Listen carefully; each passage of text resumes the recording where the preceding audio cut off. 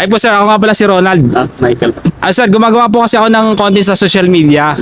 Tapos okay lang po ba sir, i-features kita sa ano ko? Pakilala ka lang po ng sarili mo sir, tapos saan po kayo sa Pilipinas? Tapos magtatanong po ako. Ako po si Michael Soriano, taga Davao del Norte, Tagum City. Tagum City. Kababayan nyo pala si Duterte sir. Bayan. Ayan, Duterte tayo. So, if in case sir, halimbawa, bigyan kayo ng chance na manalo ng 1 million dirham, ano pong gagawin nyo at bakit?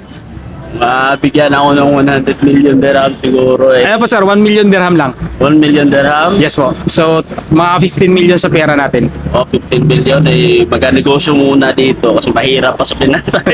Pag iuwi doon, delikado pa muna. Okay. Magantay muna ng magandang presidente, sige safety ng kaunti. Tapos bago bumalik.